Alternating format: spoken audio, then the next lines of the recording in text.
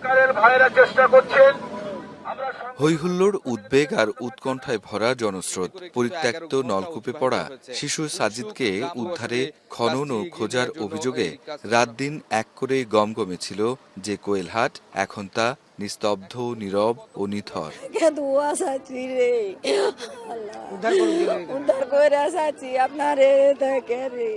বুধবার কোয়েলহাটের মাঠে মায়ের সাথে হেঁটে আসার সময় পড়ে যায় নলকূপে, যার গভীরতা ছিল ৯০ ফিটের বেশি। ফায়ার সার্ভিস ও অন্যান্য আইন শৃঙ্খলা বাহিনীর ৩৩ ঘণ্টার রাত দিনের তৎপরতায় বৃহস্পতিবার রাত ৯টা ৫ মিনিটে কূপের ৫০ ফুট গভীরতায় পাওয়া যায় শিশু সাজিদের শান্ত শরীরটা। সঙ্গে সঙ্গে নেওয়া হয় হাসপাতালে। পরীক্ষা নিরীক্ষা করে তাকে মৃত ঘোষণা করে চিকিৎসক। ৯টা ৩৫ মিনিটে আমাদের কাছে উপজেলা স্বাস্থ্য কমপ্লেক্সে এসে পৌঁছায়।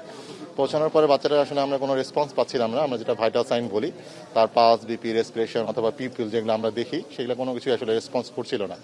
তো বাচ্চাটাকে আমরা প্রাথমিক অক্সিজেন দেওয়ার পর যে রিসাসিটেট প্রক্রিয়া সেটা শুরু করেছিলাম, কিন্তু দেখছি যে কোনো মতেই রেসপন্স করছে না দেখে আমরা ৯টা ৪০ মিনিটে তাকে আসলে মৃত ঘোষণা করি।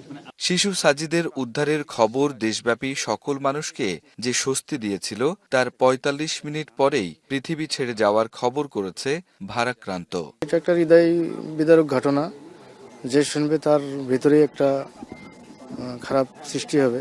যে আগামীকাল সকাল ওনাদের পরিবারের জন্য যে নির্ধারিত গোরস্থান আছে কোয়েল পূর্বপাড়ায় এখানে তাকে দাফন করা হবে। শোকে পাথর হয়েছে বাবা, আর মানুষের দায়িত্বহীনতায় শিশুর মৃত্যুতে ক্ষুব্ধ তিনিও। যেটা আল্লাহ দিছে, আল্লাহ জিনিস নিয়ে গেছে, নিয়ে যাক ভাই, কিন্তু যার অবহেলার জন্য হয়েছে ভাই, এটা একমাত্র অবহেলা ভাই, এছাড়া আর কিছু নয়। এটি যারা আপনারা হাউজিং করছে তাদেরই কাছে, এটা যদি এটা না হতো তাহলে এই সমস্যা রইবে কেন? শুক্রবার সকালে শিশু সাজিদের দাফন নিজ গ্রাম কোলহাটে অনুষ্ঠিত হবে। রাকিবুল হাসান, এখন, রাজশাহী।